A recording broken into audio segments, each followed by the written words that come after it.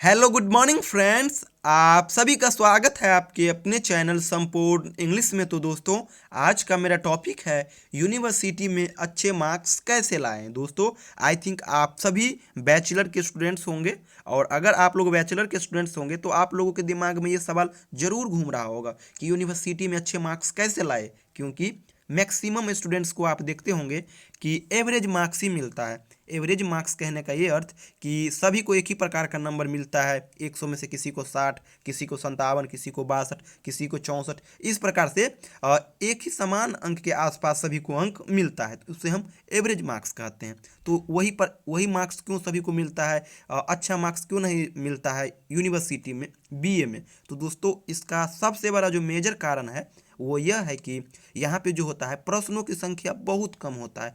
5 ही प्रश्न पूछी जाती है और 20-20 मार्क्स का होता है। और आपको पता है कि जब शॉर्ट क्वेश्चन पूछा जाता है तो वहाँ पे आंसर आने की संभावना ज़्यादा होता है, क्योंकि अगर मान लीजिए ऑब्जेक्टिव प्रश्न आ रहे हैं और आपको आंसर आ रहा है, अगर 100 में से आप 50 प्रश्न का भी आंसर दे देते हैं तो वहाँ पे डायरेक्ट आ जाता है मार्क्स। लेकिन लॉन्ग क्वेश्चन में क्या होता है कि आप पूर्णतः सही लिखते हो, फिर भी 20 में से कभी ऐसा मैक्सिमम टाइम नहीं हुआ है कि 20 में से आपको 20 दे दे, ऐसा होता ही नहीं है। 14, 15, 10, 12 इस तरह से आपको दे करके रोक लेता है।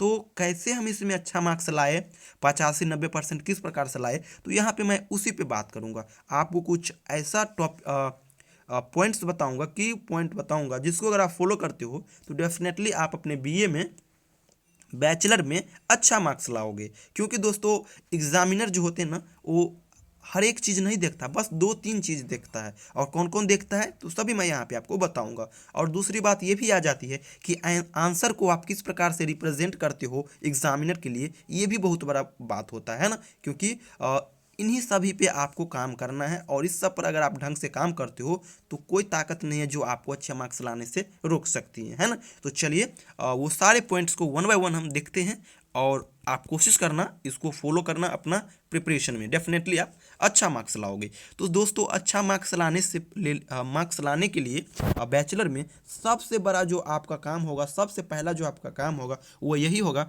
कि आप जिस किसी भी यूनिवर्सिटी से हो, उस यूनिवर्सिटी से आप अपने सब्जेक्ट का सिलेबस प्राप्त कर लो। सिलेबस कहने का ये अर्थ दोस्तों कि हर यूनिवर्सिटी हर सब्जेक्ट का सिलेबस अपने ऑफिशियल साइट्स के थ्रू आपको शेयर करता है ना। तो वो आपके पास होना चाहिए। जैसे अगर आपका हिस्ट्री ऑनर्स है या फिर इंग्लिश ऑनर्स है, तो आप उस पार्टिकुलर ऑनर्स पेपर का सिलेबस डाउनलोड कर लो कॉलेज यूनिवर्सिटी के ऑफिशियल वेबसाइट से। क्योंकि हमेशा ये होता है, हर यूनिवर्सिटी हर सब्जेक्ट के लिए अपना सिलेबस रिलीज करता है। यही नहीं कि कोई एक यूनिवर्सिटी रिलीज कर दिया सिलेबस तो यही सब के लिए होगा, ऐसा नहीं होता है। हर यूनिवर्सिटी का अलग अलग सिलेबस होता है हर सब्जेक्ट का। तो सबसे पहले काम यही करना आप कि आपका जो ऑनर्स पेपर हो, जो सब्सिडी पेपर हो, उसका आप सिलेबस ले लो, पहला काम।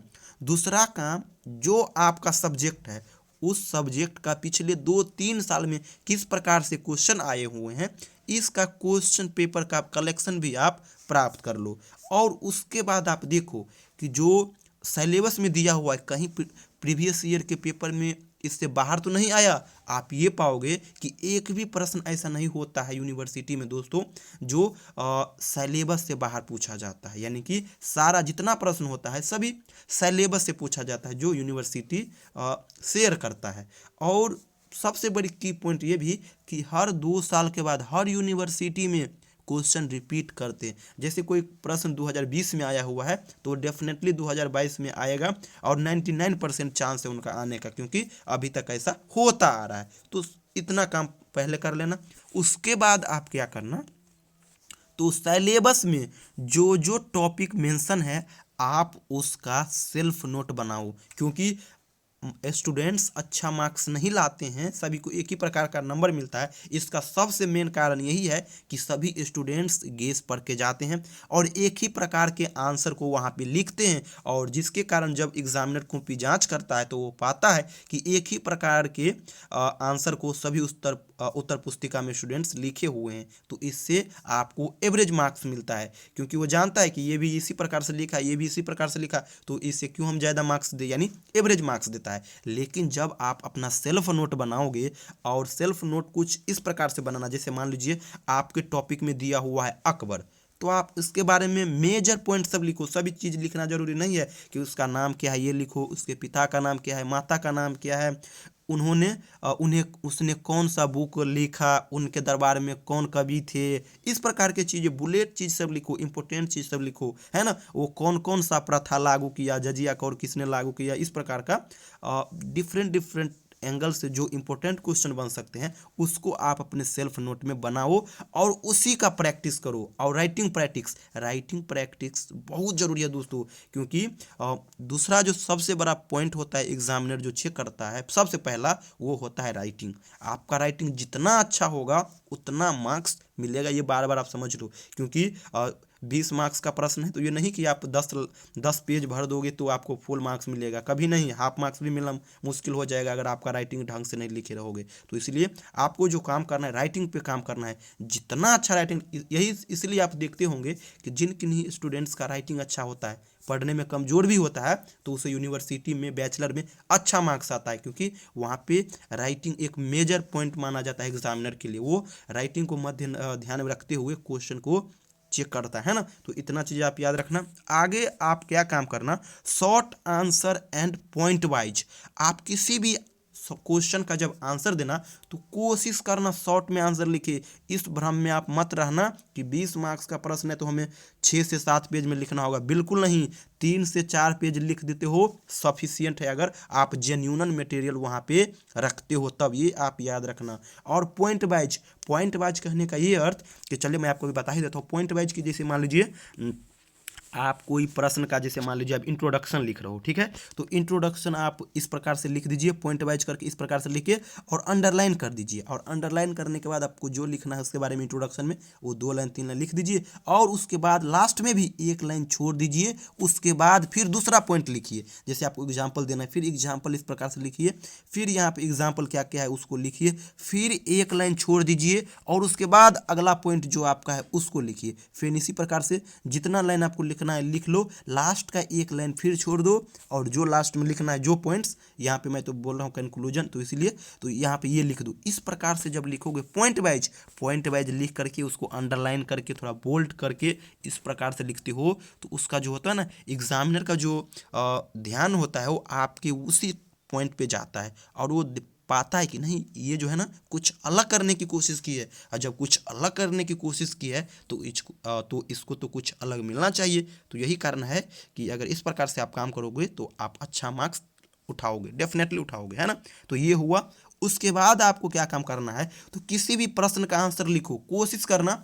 ऐसे तो आप बहुत पॉइंट्स बना के लिख सकते हो, लेकिन किसी भी हालत में 3 पॉइंट से कम आप मत लिखना। क्या क्या, तो इंट्रोडक्शन, कोई भी प्रश्न आए सबसे पहले आप उसका इंट्रोडक्शन दो। इंट्रोडक्शन कहने का अर्थ उसका परिभाषा दो, इसके बारे में कुछ 2-4 लाइन लिखो। उसके बाद एग्जाम्पल अगर कोई बन सकता है तो एग्जाम्पल दो, और अगर व्यक्तिगत कोई एग्जाम्पल बन सकता है तब तो बिल्कुल ही दो, है ना ये। और लास्ट में कंक्लूजन यानी कि निष्कर्ष, उस प्रश्न का निष्कर्ष निकालो। निष्कर्ष कहने का ये अर्थ कि इससे हमें लाभ क्या होगा, इससे हमें हानि क्या होगा, इसके फायदे क्या, गुण क्या, ये कंक्लूजन पे आपको ले जाके छोड़ना है, निष्कर्ष पे ले जाके छोड़ना है। इतना काम करना है। किस प्रकार से लिखेंगे, देखिए जैसे इंट्रोडक्शन लिखते हैं तो इंट्रोडक्शन लिख लीजिए, और इसके बाद 1 लाइन छोड़ दीजिए, फिर अगले लाइन से जितना आपको लिखना है लिख लो, फिर 1 लाइन छोड़ करके फिर चलिए आप एग्जाम्पल पे। फिर एग्जाम्पल पे भी यही अपनाइए कि 2-4 लाइन लिख दीजिए, फिर 1 लाइन छोड़िए, फिर आपको जो अगला पॉइंट लिखना है वो लिख लीजिए। और याद रखना कंक्लूजन सबसे लास्ट में लिखा जाता है और इंट्रोडक्शन सबसे पहले लिखा जाता है। दोस्तों मैं आपको बता दूं कि अगर इस चीज़ को अगर आप फॉलो करोगे तो एग्जामिनर पाएगा कि नहीं ये जो स्टूडेंट्स है वो सभी से कुछ अलग करने का कोशिश किया है, और जब अलग करने की अगर आप कोशिश किए हो तो आपको अच्छा मार्क्स जरूर देगा, औरों से अलग मार्क्स जरूर देगा। और यही कारण है कि अगर इस चीज़ को अगर अपनाते हो तो शायद ही कोई ऐसा ताकत होगा जो आपको अच्छा मार्क्स लाने से रोक सकता है, क्योंकि एग्जामिनर जो है यही 3-4 चीज़ देखता है कि मटेरियल जो वहाँ पे स्टूडेंट से लिखा है वो जेन्यून मटेरियल से लिखा है कि नहीं। ऐसा नहीं ना कि सभी एक ही प्रकार का आंसर लिखा है, अच्छा राइटिंग है कि नहीं, पॉइंट वाइज लिखा है कि नहीं, शॉर्ट में आंसर को लिखा है कि नहीं। इस भ्रम में मत रहना कि बीए है, एक प्रश्न 20 मार्क्स का रहता है तो हमको 10 पेज भरना है, कभी नहीं। इस भ्रम में बिल्कुल ही मत रहना, क्योंकि मैंने ऐसे भी स्टूडेंट्स देखे हैं जो मात्र 2 पेज भरे हैं, 2 पेज भर के राइटिंग अच्छा था, थोड़ा पढ़ने में अच्छा था और 80% मार्क्स लाए हैं। तो इसलिए इस भ्रम में मत रहना कि हमको 10 पेज लिखना है। 4 पेज सफिशियंट है, 4 पेज बहुत ज़्यादा हो गया, आपको उतना नहीं लिखना है। 800 वर्ड में लिखना है। 800 वर्ड अगर आप ढंग से लिखते हो तो 3 पेज में आराम से आ जाता है, 300 पेज में 1000 भी क्रॉस कर जाता है। और इस इंस्ट्रक्शन में ही दिया हुआ होता है कि आपको जो है ना 20 मार्क्स यानी 800-900 मैक्सिमम 1200 वर्ड में लिख सकते हो। अब 1200 वर्ड भी 3 से 4 पेज में आ जाता है, तो इसलिए आपको ज़्यादा लिखने की ज़रूरत नहीं है। कम लिखो, अच्छा मटेरियल रखो, पॉइंट वाइज लिखो और मटेरियल को ढंग से रिप्रेजेंट करो, कोशिश करो सभी से अलग करने का। ऐसा करते हो तो आपको बैचलर में अच्छा मार्क्स लाएगा। और बार बार कह रहा हूँ कि बैचलर में अच्छा मार्क्स लाना बहुत ज़रूरी होता है। कम से कम आपको तो क्योंकि अगर मान लीजिए अपने लॉन्ग प्रिपरेशन में जाते हो और टीचर की ओर जाते हो तो आपको कम से कम आपको 80% तो लाना ही चाहिए, क्योंकि मैक्सिमम कभी कभी ये भी हो जाता है कि मार्क्स पे ही मेरिट लिस्ट निकाल दी जाती है ना, तो ये होता है। नहीं तो 60% तो किसी भी हालत में आप जरूर ही ला लेना, भले ही 55% क्वालिफाइंग हो, लेकिन 60% कम तो कम लाना कंपलसरी है। क्योंकि आप जिस पेपर पे केवल एक ही पेपर पढ़ते हो 3 साल और 60% नहीं लाते हो तो शायद ये अच्छी बात नहीं है। तो दोस्तों ये था हमारा कुछ मेजर पॉइंट्स, आप इसको जरूर फॉलो करना। और अगर वीडियो अच्छी लगे तो प्लीज़ एक बार लाइक करके इस वीडियो को जरूर शेयर कर देना। थैंक यू सो मच दोस्तों।